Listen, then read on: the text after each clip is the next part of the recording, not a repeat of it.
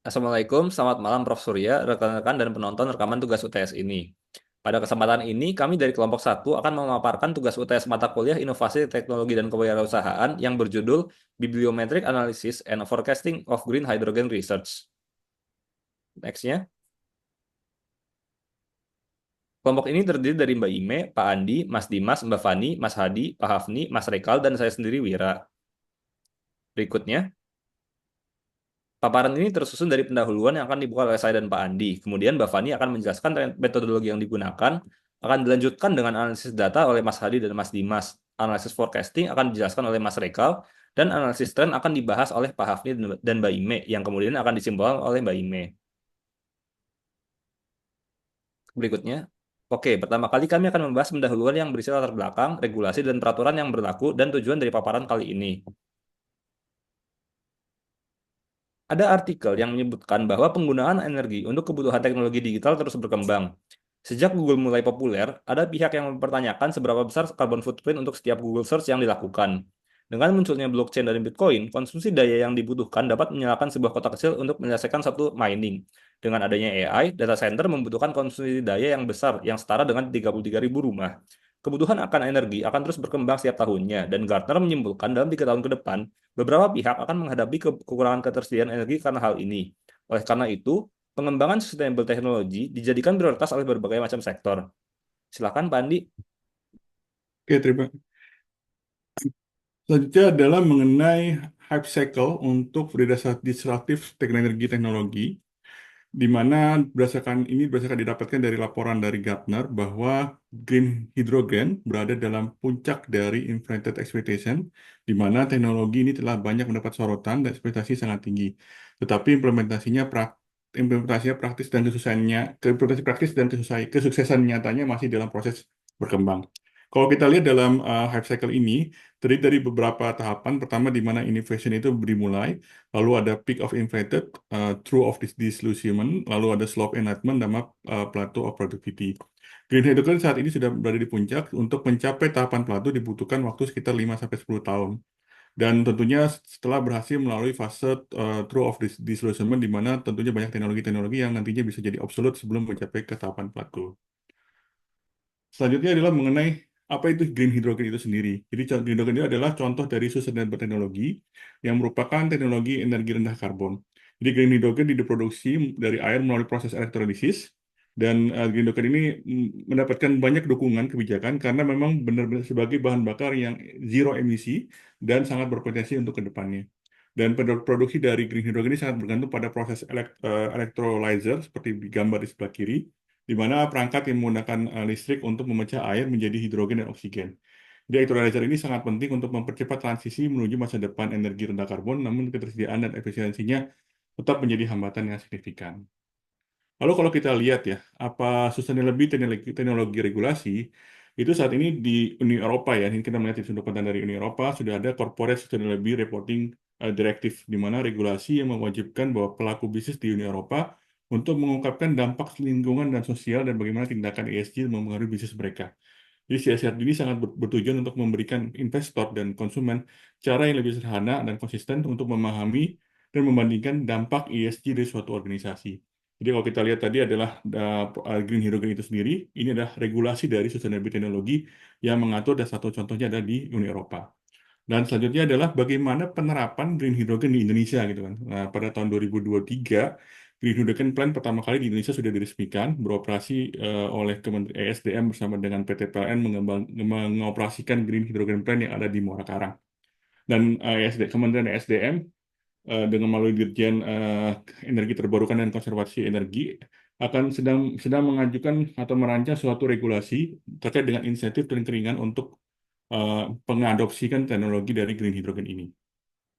Dan dari latar belakang yang sudah kami sampaikan sebelumnya, kita membuat suatu tujuan yang dari riset yang ingin kami sampaikan pada kesempatan ini. Yang pertama adalah bagaimana kita menganalisis tren dan perkembangan dari penelitian green hydrogen yang terkait dengan sustainable teknologi dalam periode 2001 sampai 2023. Lalu setelah kita punya data tadi, kita bagaimana memprediksi arah dan potensi perkembangan dari penelitian green hydrogen dengan konteks sustainability teknologi menggunakan pendekatan bibliometric analysis. Selanjutnya akan dilanjutkan oleh Mbak Fani untuk metodologi. Baik, untuk metodologi, untuk pendekatan yang digunakan, boleh di next, Mas. Untuk pendekatan yang digunakan, yang pertama kami menentukan kata kunci dari green hydrogen, lalu kita menentukan penentuan sumber datanya. Di sini kami menggunakan lens.org dan Scopus. Lalu selanjutnya dari sumber data yang kita dapatkan, kami melakukan analisis kata kunci menggunakan Fast Viewer, lalu melakukan forecasting Gompers menggunakan tools Python, lalu kita juga melakukan analisis tren, dan yang terakhir menarik kesimpulan. Selanjutnya yaitu untuk penentuan kata kunci pada Scopus dan Lens kami menggunakan query sebagai berikut, dan hasil dari pencarian pada topik judul abstrak dan keyword claim dari Scopus ditemukan 3.980 dokumen scholarly articles, lalu dari Lens ditemukan 326 dokumen paten. Selanjutnya untuk pengolahan data publication Scopus dari yang didapatkan quantity itu, lalu kami melakukan data collecting, yaitu dilakukan ekspor terhadap seluruh parameter ke dalam bentuk CSV, lalu data processing itu diterapkan pivot table untuk menghitung hasil akumulasi per tahun. Lalu dari hasil tersebut kita membuat dalam bentuk grafik. Grafik yang atas ini adalah akumulasi dari dokumen dari tiap tahun ke tahun. Lalu untuk grafik yang di bawah adalah jumlah dari publikasi setiap tahunnya. Kalau kita lihat dari grafik tersebut terjadi kenaikan signifikan publikasi pada tahun 2022 sampai 2023. Pada tahun tersebut sedang terancam dalam krisis energi. Nah, krisis energi ini mendesak akibat konflik geopolitik dan perubahan iklim yang mendorong negara-negara untuk mencari alternatif energi yang lebih bersih dan berkelanjutan. Jadi green hydrogen ini sebagai salah satu solusi potensial yang menarik perhatian kalangan akademisi dan industri untuk melakukan publikasi. Selain itu, pada tahun 2022 sampai 2023 terjadi penurunan biaya energi terbarukan, terutama energi matahari dan angin, sehingga membuat produksi green hydrogen melalui elektrolisis air menjadi lebih ekonomis. Selanjutnya, untuk pengolahan data paten menggunakan lens ini, yang pertama setelah kita mendapatkan dari hasil query ini, kita collect dan kita lakukan ekspor terhadap bentuk CSV, lalu kita melakukan data processing, kita tetapkan pivot, sehingga kami bisa membuat dalam bentuk grafik seperti yang di sebelah kanan ini, yang di atas adalah akumulasi tiap tahun, dan yang di bawah adalah jumlah dari setiap tahunnya. Kalau dilihat terjadi peningkatan yang sangat signifikan terhadap jumlah paten green hydrogen sendiri, terutama untuk minat tahun terakhir ini, yang menunjukkan bahwa minatnya semakin besar dari para peneliti, perusahaan, dan institusi untuk mengembangkan teknologi green hydrogen. Nah, semakin bertambahnya paten, jadi kita mengasumsikan bahwa untuk teknologi green hydrogen akan semakin besar di masa depan. Selanjutnya untuk analisis data akan dibantu oleh Mas Hadi dan Mas Dimas. Untuk analisis data pada topik ini kita menggunakan Viewer. Pattern dianalisis menggunakan analisis concurrence berbasis teks data karena tidak menggunakan standar data bibliografik. Keyterms diambil dari teks judul dan abstrak. Next. Uh, pada keyterm untuk network fee bisa dilihat kolaborasi dan korelasi antar keyterm dalam publikasi ilmiah green hydrogen dapat ditunjukkan pada gambar di samping. Terdapat beberapa klaster keyword yang memiliki dampak paling besar terhadap topik green hydrogen dibedakan oleh warnanya. Di sini terdapat merah, ungu, hijau, kuning, dan biru. Uh, Keyword memiliki kemiripan satu sama lain dan topik yang serupa, namun tidak sama persis. 5 keyword yang dominan antara lain amonia, green hydrogen production, pipeline, storage system, dan green electricity. Selanjutnya pada next. Selanjutnya pada uh, overlay yang bisa kita lihat di sini bahwasanya warna kuning merupakan hot topic yang patentnya masih sedikit jumlahnya dan berpotensi dikembangkan di masa depan. Di sini bisa dilihat bahwasanya warna kuning ada nitrogen, hidrokarbon, dan juga green ammonia gitu. Next. Kita untuk patennya sendiri di sini bisa dilihat paten green hydrogen yang mencar dan memiliki klaster sendiri menandakan bahwa beberapa bidang sangat spesifik dan tidak berbagi banyak kesamaan dengan yang lain. Kita bisa lihat di sini beberapa klasternya itu terpisah gitu, tapi mempunyai kepadatan masing-masing. Kita bisa melihat di energi yang di lingkar hitam bahwasanya terdapat klaster energy consumption, green hydrogen production, technical field, low cost, dan teknologi gitu. Jadi hubungan mereka di antar klaster ini seperti green hydrogen production membutuhkan energy consumption yang besar dari sumber-sumber terbarukan untuk memaksimalkan manfaat lingkungan. Terus di klaster yang di lingkar merah terdapat pipeline, fuel cell, storage system, dan min. Di sini maksudnya adalah pipeline-nya atau pipa saluran digunakan untuk mengangkut hidrogen dari satu tempat produksinya ke lokasi penggunaan atau storage system gitu. Jadi yang terdapat di klaster ini ada pipeline dan storage system gitu. Terus setelah disimpan atau di storage-nya, hidrogen dapat dialirkan kembali melalui pipeline ke tempat pemanfaatan green hidrogennya gitu. Next, mungkin akan dilanjutkan ke Mas Dimas. Ya, terima kasih. Izin melanjutkan. Untuk key terms pada artikel ilmiah ini terdapat key terms menggunakan fast viewers, kemudian key terms dari artikel ilmiah ini dianalisis menggunakan occurrence berbasis data bibliografi. Next. Pada peta network view ini diperlihatkan terdapat beberapa key ya yang sering muncul, di antaranya itu ada hydrogen production, kemudian ada green hydrogen electrolysis, kemudian ada hydrogen storage, kemudian ada solar power generation, dan electrocatalysis, di mana kelima top key terms ini yang paling banyak muncul ya ketika melakukan network view. Kemudian next, pada overlay view ini terdapat beberapa emerging terms ya yang paling terbarukan, di antaranya ada electrolyzer, kemudian ada hydrogen evolution reaction, dan decarbonization, di mana warna kuning merupakan hot topic yang patennya masih sedikit jumlahnya dan berpotensi dikembangkan di masa depan. Next.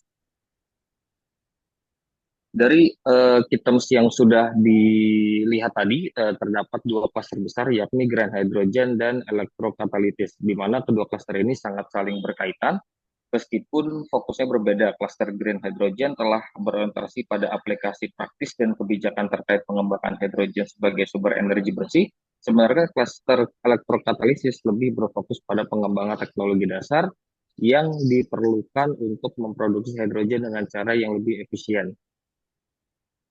Terima kasih. Untuk forecasting bisa lanjut ke formulanya. Jadi kami menggunakan forecast Gompertz, yang mana formula ini adalah fungsi matematika yang digunakan untuk memforecast atau memperkirakan pertumbuhan topik. Jadi data dari akumulasi pertumbuhan per tahun itu nanti akan diterapkan rumus ini dan akan membentuk kurva S, yang mana di situ akan muncul early phase dan juga inflection point, di mana titik tertinggi peningkatan dan juga mulainya saturasi. Berikutnya, untuk pengukuran akurasi, kami menggunakan WMAP, di mana untuk WMAP ini menghitung kesalahannya itu berdasarkan nilai total, jadi tidak per tahun. Dan ini lebih baik dibandingkan dengan MAP atau mean absolute percentage error, yang data kami itu di awal-awalnya itu kecil, yang mana itu tuh akan memberikan nilai error yang tinggi. Dengan WMAP, nilai akan lebih terdistribusi dan akan mencerminkan aktual forecast yang diterapkan pada fungsi Gompertz. Berikutnya. Ini untuk forecasting patterns menggunakan the lens. Jadi di kurva ini itu dapat dilihat ada early growth yang perlu disoroti di tahun 2023, yang mana ini early growth ini adalah nilai ROR atau rate of rise tertinggi, yakni di 291. Kemudian untuk titik tertinggi peak growth-nya itu di tahun 2025 dengan pencapaian paten 233, yang mana setelah itu akan mengalami penurunan dan akan mengalami saturasi yang diindikasikan terjadi pada tahun 2034. Yang mana ROR pada tahun 2034 dan seterusnya itu akan kurang dari 1%. Untuk forecast ini, WMAP-nya adalah dengan nilai 8,68, yang mana ini merupakan dapat diterima dan wajar. Berikutnya, untuk forecasting scholarly articles dari data Scopus, untuk early growth sama di tahun 2023 2023. Namun untuk peak growth-nya ini di tahun 2027 dengan indikasi publikasi pada tahun tersebut mencapai 3.497. Kemudian untuk saturasinya itu dimulai pada tahun 2041, yang mana setelah itu akan terjadi penurunan publikasi. Untuk nilai WIMAP pada forecast ini, itu nilainya itu 15,22%, yang mana itu juga dalam batas yang wajar. Berikutnya, dari key terms yang tadi sudah dijabarkan menggunakan Fast Viewer, ada beberapa key terms yang dapat kami forecast juga di technological agendanya, yakni diantaranya itu adalah hydrogen power generation, electrocatalyst, electrolysis, hydrogen storage, solar power generation, dan green energy. Nah, dari data tersebut disimpulkan ada dua topik atau key terms, yakni electrolysis dan hydrogen power generation yang sedang dalam tahap awal peningkatan. Dan didikasikan topik ini akan menjadi enabler atau teknologi kunci dalam perkembangan green hydrogen. Jadi pada intinya dengan kemajuan teknologi ini di electrolysis maupun hydrogen power generation, yang tentunya akan lebih scalable dan efisien, itu akan menjadi faktor percepatan dalam inovasi teknologi green hydrogen. Baik, berikutnya silakan Pak Hafni.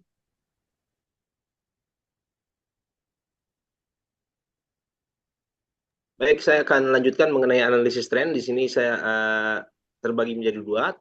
Pertama terkait dengan top application country. Di sini dapat dilihat bahwa yang paling sering muncul itu adalah negara Cina ya. Lalu berikutnya Amerika dan Korea dan di Eropa gitu. Di situ untuk yang WO dan WIPO itu merupakan organisasi bukan negara ya, tapi karena dia merupakan organisasi yang sering digunakan untuk mendaftarkan paten, maka dia sering muncul di dalam hasil analisis kami gitu. Di sini Cina ini memang menjadi topnya ya seperti itu. Nanti bisa ditunjukkan hasilnya dari hasil dari EDC report. Di sini juga Cina sudah berhasil menginstal 2,5 gigawatt untuk electrolysis capacity di akhir tahun 2024 ya. Lalu di bagian top aplikan, di sini company yang terdaftar di paten itu yang pertama itu ada Air Product. Air Product ini merupakan perusahaan yang ada berbasis di Amerika. Dan selainnya itu juga mostly-nya ini perusahaan-perusahaan Cina ini juga mendukung bahwa hasil dari analisis ini di top country-nya tadi ada Cina, di sini juga di company yang yang terdaftar ini top aplikan company juga banyaknya itu Cina ya. Di sini menunjukkan bahwa di dalam Cina itu mendukung untuk sangat mendukung untuk pengembangan green hydrogen ini. Lalu berikutnya mengenai analisis top physical electrification code, di sini dapat dilihat bahwa ada dua area yang paling sering dilakukan patennya ya, yaitu dari sisi area produksi hidrogen, yang kedua adalah dari sisi penyimpanan dan transportasi. Memang di situ tantangannya, di sini dapat kita lihat bahwa sumber energi green hydrogen ini yang paling banyak itu adalah air ya, air untuk dielektrolisis. Makanya kalau itu ditemukan teknologinya dipatenkan itu sudah berhasil, itu memang tantangannya juga. Jadi ketika itu berhasil elektrolisisnya sudah makin baik dan penyimpanannya sudah oke, ini akan berkembang lebih pesat seperti itu. Jadi di sini dapat dilihat classification code-nya ini menunjukkan yang paling utama itu di produksinya dan penyimpanan serta transportasinya.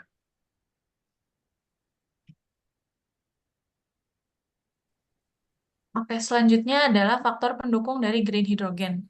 Green hydrogen ini sendiri memiliki peran kunci dalam mengurangi emisi, terutama di sektor industri dan juga transportasi. Ini juga menawarkan solusi distribusi energi terbarukan ke berbagai sektor. Green hydrogen juga berkembang pesat. Proyeknya diproyeksikan pada tahun 2030, produksi hidrogen rendah emisi akan mencapai 38 juta ton, meningkat signifikan dibandingkan tahun 2022. Kemudian sebanyak 41 negara telah mengadopsi strategi nasional. Salah satunya adalah Uni Eropa menargetkan 14% pangsa energi berasal dari energi hidrogen pada tahun 2050. Menandakan pentingnya teknologi ini dalam transisi energi global. Selanjutnya, dukungan finansial besar datang dari negara-negara seperti Amerika Serikat yang mengalokasikan $9,5 miliar untuk hidrogen bersih, dan India juga merencanakan produksi 5 juta ton green hidrogen pada tahun 2030.